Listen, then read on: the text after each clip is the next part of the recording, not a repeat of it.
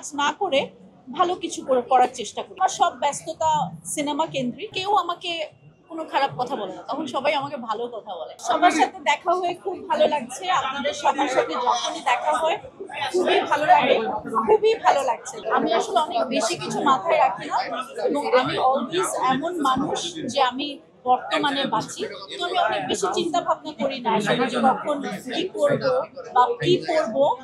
অনেক বেশি এক্সাইটেড থাকি না, যেরকম আমি কালকে ডিসিশন নিয়েছি যে আসলে আজকে কি পড়বো কালকে রাতে, তো আমার খুব বেশি প্রিপারেশন থাকে না কখনো কোনো, মানে এরকম অ্যাওয়ার্ড ফাংশন আসার জন্য খুব বেশি প্রিপারেশন থাকে না। আমার প্রিপারেশন থাকে আসলে আমার সিনেমায় কাজ।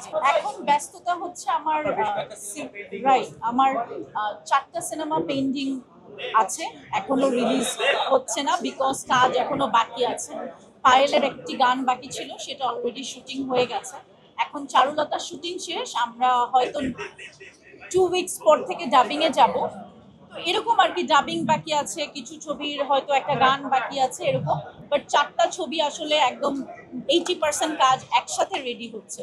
তো আমার সব ব্যস্ততা সিনেমা কেন্দ্রিক, এবং সিনেমা যেহেতু করি তো তার জন্য আসলে নাটকে যখন আমি কাজ করতাম তখন হয়তো ঈদের সময় কাজ আসতো বা সবসময় অনেক কাজ আসতো, বাট সিনেমা করলে যেটা হয় যে অনেক বেশি কাজ, যে সারাক্ষণ একের পর এক সিনেমা আমি করতেও চাই না। আর আপনারা সবাই জানেন যে আমি আগে থেকেই অনেক বেশি সিলেক্টেড এবং সিলেক্টিভ। সো আমি চাই যাতে মানে আপনাদের যাতে ভালো লাগে, মানে র্যান্ডম সারাক্ষণ কাজ না করে ভালো কিছু করার চেষ্টা করি, এই আর কি।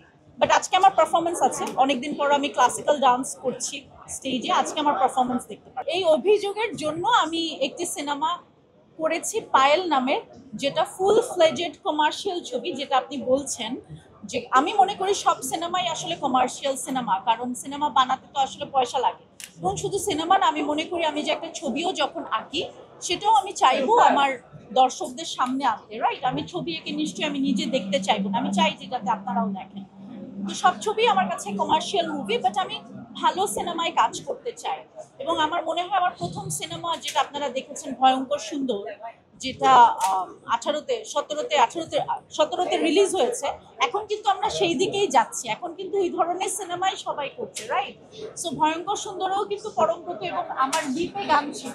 সো আমার প্রথম সিনেমা কিন্তু কমার্শিয়াল মুভি ছিল, বাট আপনি এটা বলতে পারেন যে গতানুগতিক যে কমার্শিয়াল মুভি, যে শুধুমাত্র আমি আমার 2টা গান থাকবে আর রোমান্টিক 5টা সিন থাকবে, ওইটা আমি করবো না, বিকজ আমি সমানে সমান চরিত্র চাই। কারণ অভিনেতা হিসেবে আমি অনেক নেচেছি, 2টা সিনেমাতে আমি নেচেছি।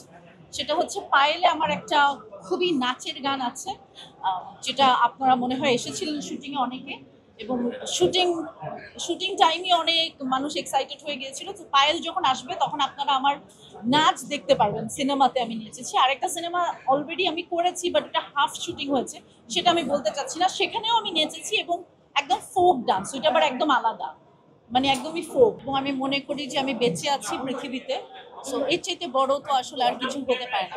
So there is no room for any negativity.